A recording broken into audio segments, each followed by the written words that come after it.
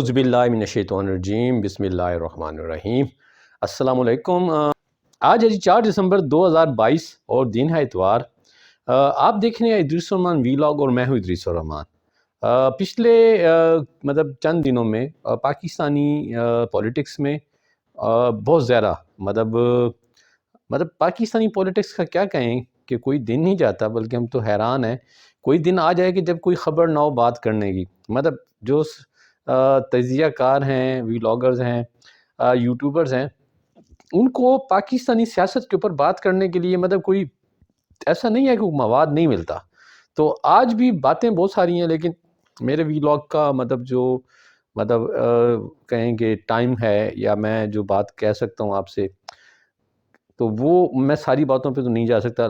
آج میں آپ سے 3 باتوں پہ کروں گا بات۔ یہ خبریں ہیں، واقعات ہیں، ان پہ میرا تبصرہ ہوگا۔ ایک خبر جو ہے وہ یہ ہے کہ D G S P R پہلے کے میجر جنرل بابر افتخار اور بحال کے لیفٹیننٹ بابر افتخار جو ہیں ان کی ٹرانسفر ہو گیا ہے، تو اس پہ بڑی خبریں ہیں، تو انہیں کیوں تبدیل کیا گیا اس پہ بات کروں گا۔ کل ہمارے نئے آرمی چیف جو ہے ہمارے جو نئے آرمی چیف جنرل حافظ سید عاصم منیر صاحب جو ہیں، انہوں نے کشمیر میں آزاد کشمیر میں لائن آف کنٹرول کا پہ فرنٹ جو اگلے مورچے ہیں ان پہ دورہ کیا ہے، اس پہ میں بات کروں گا۔ اور تیسری، مونس علیہ صاحب نے ایک بیان دیا ہے، اس بیان کی بڑی بازگشت ہے، تو اس کے حوالے سے بات کروں گا۔ تو پہلے میں بات کرتا ہوں کہ جی پچھلے 2-3 دن سے جی ایک بڑی ریومر ہے، ایک ڈس انفارمیشن ہے، سوشل میڈیا پہ بھی، پرنٹ اور الیکٹرانک میڈیا پر بھی، کہ جی D G S P R جو ہے نا ان کو تبدیل کر دیا گیا۔ جی تبدیل کر دیا، بالکل کر دیا، خبر ٹھیک ہے۔ اور جی D G I S P R کو کیوں تبدیل کیا گیا؟ ہاں، یہ ہے اصل خبر جی۔ اب کچھ تاثر یہ دیا جا رہا ہے کہ جی D G S P R کی تبدیلی جو ہے وہ آئی ایس پی آر کی پالیسی میں نئے آرمی چیف کے آنے کی وجہ سے ایک نیا پالیسی ہنٹ ہے۔ اچھا، کچھ کا خیال یہ ہے کہ جی انہیں کیوں تبدیل کیا گیا؟ انہیں تبدیل اس لیے کیا گیا کہ جی وہ اپنا کام صحیح نہیں کر رہے تھے۔ یعنی out going army chief general Qamar Javed Bajwa, جو حال ہی کے ریٹائرڈ جنرل قمر جاوید باجوہ ہیں، ان کے حوالے سے جو سوشل میڈیا پہ کمپین چلی جی وہ اس کا مؤثر جواب نہ دے سکے، تو اس لیے جی ان کو ہٹا دیا گیا۔ اچھا، کچھ تاثر یہ ہے کہ جی یہ ایک نئے جو ہیں اپائنٹڈ آرمی چیف کی طرف سے یہ ایک ان کی پالیسی چینج کا نتیجہ ہے، جس کی وجہ سے بابر افتخار صاحب کو ہٹا دیا گیا۔ جناب بات یہ ہے، ایسی اس میں کوئی بات بھی نہیں ہے، تو پھر کیا بات ہے؟ کوئی تو بات ہوگی نا۔ میں آپ کو بتاتا ہوں اصل بات کیا ہے۔ اصل بات یوں ہے کہ کوئی تبدیلی نہیں آئی تھی پالیسی میں، ابھی تک تو کوئی تبدیلی نہیں آئی، آگے آ جائے گی اس کا کوئی پتہ نہیں ہے۔ اچھا، بابر افتخار صاحب کو کچھ سزا دی گئی ہے؟ جی کوئی سزا نہیں دی گئی جی انہیں۔ فیکٹ یہ ہے کہ بابر افتخار صاحب جو تھے وہ تھے میجر جنرل، تو آج سے کچھ مہینے پہلے وہ پروموٹ ہو گئے تھے لیفٹیننٹ جنرل کے طور پر۔ ڈی جی جو آئی ایس پی آر یعنی انٹر سروسز پبلک ریلیشنز، ایک محکمہ ہے فوج کا، اطلاعات عامہ جس کو ہم کہیں، یہ ایک ڈائریکٹریٹ ہے، اور عام طور پہ میں بات کروں، خاص الخاص نہیں، عام طور پہ جو ڈائریکٹریٹ ہوتے ہیں اس کا جو سربراہ ہوتا ہے وہ ڈائریکٹر جنرل ہوتا ہے، اور ڈائریکٹر جنرل کا سلاٹ جو ہے وہ میجر جنرل کے پاس ہوتا ہے۔ ایک زمانے میں آئی ایس پی آر جو تھا اس کو بریگیڈیئر ہیڈ کرتا تھا، تو یہ شاید آج سے 20-25 سال پہلے جو ہے نا اس کو تبدیل کیا گیا، کیونکہ اگر آپ کو یاد ہوگا ضیاء صاحب کے زمانے میں ایک بریگیڈیئر صدیق سالک ہوتے تھے، تو یہ اس زمانے میں بریگیڈیئر اس کو ہیڈ کرتا تھا، بعد میں یہ پھر میجر جنرل اپ گریڈ ہو گئی، ڈائریکٹریٹ، اس کو فل فلیج ڈائریکٹریٹ بنایا گیا۔ تو جو ڈی جی لیول کی پوسٹ ہے اب ایکسیپشنل ہے، میں کہہ رہا ہوں خاص الخاص جو ہے نا، خاص الخاص یہ ہے کہ مثال D G I S I جو ہے وہ لیفٹیننٹ جنرل ہے جی، اور اس طرح جوائنٹ سٹاف ہیڈ کوارٹر میں بھی ایک پوزیشن ہے، وہ بھی ڈی جی کی ہے، اور وہاں لیفٹیننٹ جنرل بیٹھتا ہے۔ اچھا، اور اس کے علاوہ ہاں، یہ پاکستان کے کچھ خاص ڈویژن ہیں فوج کے اندر جو ڈائریکٹ آرمی چیف کے انڈر نہیں ہے، وہ چیئرمین جوائنٹ جو ہے chairman joint chief staff committee کے انڈر ہیں، تو وہ بھی مطلب ڈی جی ہیں لیکن وہ لیفٹیننٹ جنرل ہیں، مطلب وہ ان کو اسٹریٹجک پلاننگ ڈویژن ہے ایک اور ہے، اس کا نام بھی تھوڑا ایسا ملتا جلتا ہے۔ یہ بنیادی طور پہ پاکستان کے جو میزائل ڈویژن ہیں، جو ہماری افواج ہیں جو میزائل کو ڈیل کرتی ہیں، تو یہ مطلب ان کے ڈی جی ہیں، یہ لیفٹیننٹ جنرل ہیں۔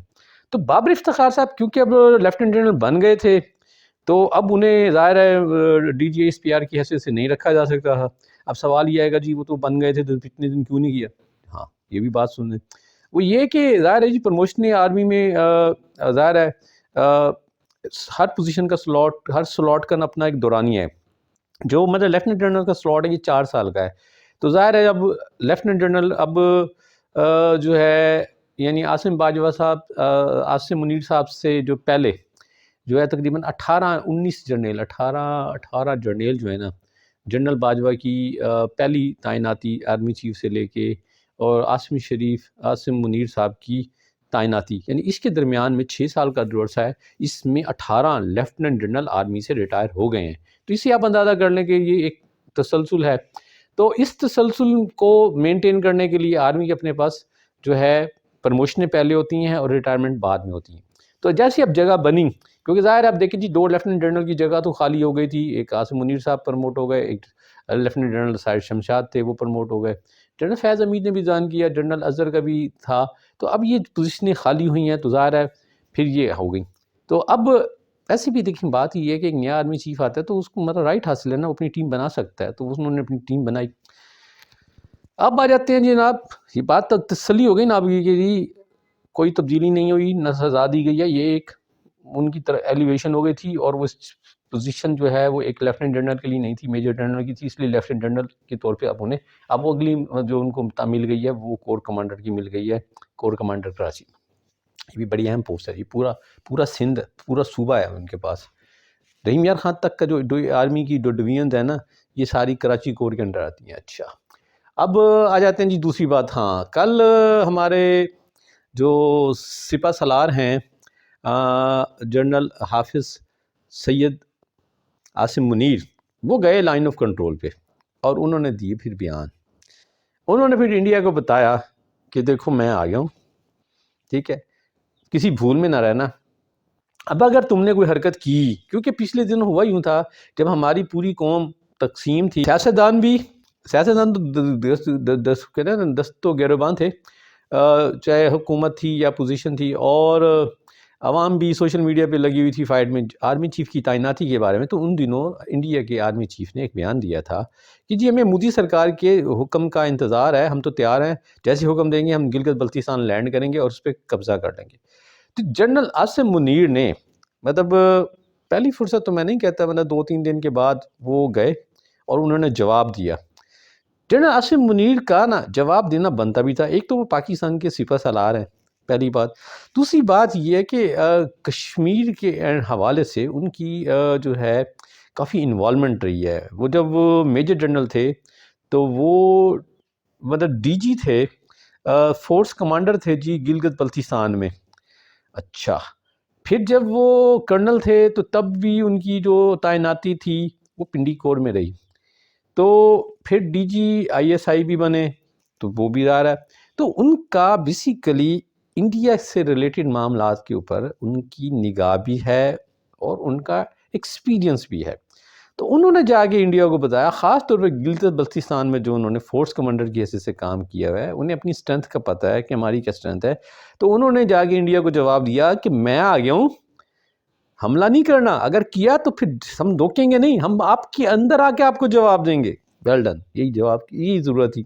اور یہ پیغام صرف انڈیا کو نہیں تھا، یہ پیغام ہمارے ہاں بھی کچھ لوگ جو ہیں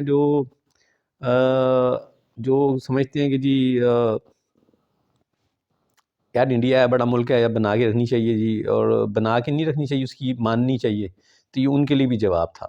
اب آ رہے تھے تیسری بات، مونو صلاحی صاحب نے مطلب ایک انٹرویو دیا۔ اس انٹرویو سے پہلے یہ باز گشت تھی، جاوید چودھری صاحب نے اپنے ویلاگ میں اس کا ذکر بھی کیا کہ جب چودھری پرویز الہی صاحب کی دعا خیر ہو گئی تھی مسلم لیگ، نواز اور پیپلز پارٹی کے ساتھ اور جے یو آئی کے ساتھ، اور خواجہ سعد رفیق نے ایک بہت لمبی دعا منگوائی تھی، اور اس کے بعد جو ہے یہ راتوں رات جو آصف علی زرداری صاحب کا شکریہ ادا کرنے بھی چودھری صاحب گئے تھے۔ پھر اس کے بعد کیا ہوا کہ اگلے دن چودھری صاحب نے لائن بدل لی اور وہ پی ٹی آئی کے سی ایم کے امیدوار بن گئے۔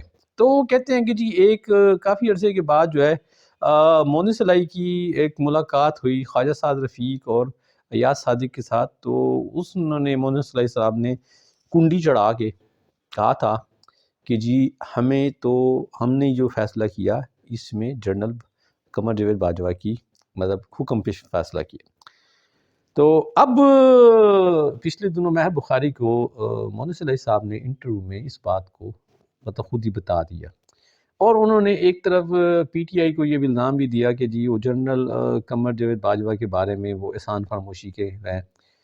اب اس پہ بڑا ٹھیک ٹھاک جو ہے نا وہ نوائز بن چکا ہے۔ اب ہر بندہ ہے، اس کی منہ میں اس کی زبان ہے اور اس کا اپنا تجزیہ ہے۔ کچھ لوگ جنرل باجوہ کو برا بھلا کہہ رہے ہیں کہ دیکھیں جی، کچھ عمران خان کو برا کہہ رہے ہیں، لیکن جی عمران خان بینیفیشری ہیں، عمران خان کو امداد ملتی رہی ہے، امداد خان جو ہے نا وہ اچھا۔ کچھ کہہ رہے ہیں جناب جنرل پر قمر جاوید باجوہ کی جو ہے اس میں ڈیول چال تھی۔ ایک طرف وہ وفاقی حکومت کے کو گھر بھیج رہے تھے، دوسرے خان صاحب کو پنجاب میں حکومت دے رہے تھے۔ کچھ لوگ کہتے ہیں کہ جی اس سے آگے گئے کہ جناب دیکھیں اسی گھڑ جوڑ کے نتیجے میں جو ہے چیف جسٹس پاکستان عمر تا بندیال نے جی حمزہ شہباز کو اقتدار سے باہر کیا اور چودھری پرویز الہی۔ بہرحال میں اب اس نہیں جاتا، دیکھیں تجزیہ میں بھی کر سکتا ہوں، باتیں میں بھی کر سکتا ہوں، بہرحال جو کہہ رہے ہیں لوگوں کو کہنے دیں۔ بات یہ ہے کہ بس کہنے دیں جی۔ اچھا اب آتے ہیں مونس علائی صاحب کی طرف۔ مونس علائی صاحب اگر چپ رہ جاتے تو یہ شاید ان کے لیے، جنرل باجوہ کے لیے اور بوسوں کے لیے بھلا ہوتا، کیونکہ یہ سچ، اچھا آج کل نا سچ بولنے کا موسم ہے۔ اچھا یہ ایسا سچ جس کا تعلق جنرل قمر جاوید باجوہ، جنرل فیض حمید اور عمران خان سے ہو، اس کے علاوہ ابھی سچ بولنے کی اجازت نہیں ہے، یا شاید ابھی کہا نہیں گیا۔ تو میڈیا کے صحافی حضرات اور سیاستدان اب سچ بول رہے ہیں، تو سوال یہ اٹھتا ہے تو کہ وہ والے سچ بھی جب آ جائیں گے کہ کس کے کہنے پہ میاں محمد نواز شریف کالا کوٹ پہن کر سپریم کورٹ آف پاکستان میں صدر آصف علی زرداری کے خلاف چلے گئے تھے، اس کے کہنے پہ بلوچستان میں سی ایم کے خلاف عدم اعتماد آئی تھی، مسلم لیگ نواز سے تعلق رکھنے والے وہ سی ایم تھے، تو پھر اور اس وقت جو کریڈٹ تھے لیتے تھے وہ آصف علی زرداری لیتے تھے۔ پھر اسی عرصے میں چیئرمین سینٹ بنے، تو چیئرمین سینٹ اس وقت مسلم لیگ نواز اس پوزیشن میں بند آ سکتی تھی کہ وہ مل جل کر چیئرمین سینٹ بنوا لیتی، تو صادق سنجرانی صاحب کو آصف علی زرداری اور پی ٹی آئی نے مل کر، اس وقت عمران خان صاحب تو وزیر اعظم نہیں تھے، تو کس کے کہنے پر آصف علی زرداری نے صادق سنجرانی کو چیئرمین سینٹ بنوایا اور اپنے اور مانڈی والا صاحب کو ڈپٹی چیئرمین سینٹ بنوایا۔ پھر اسی صادق سنجرانی صاحب کے خلاف جو ہے نا عمران خان صاحب کے زمانے میں ایک عدم اعتماد آئی۔ عدم اعتماد کی تحریک پر اپوزیشن کے کوئی 64 سینیٹر کھڑے ہو گئے تائید میں، وہ جب ووٹ ڈالنے کا باری آئی تو 45 ووٹ عدم اعتماد میں نکلے۔ کس کے کہنے پہ؟ وہ سینیٹر جو ہیں جن کے بارے میں زیادہ امکان یہی ہے کہ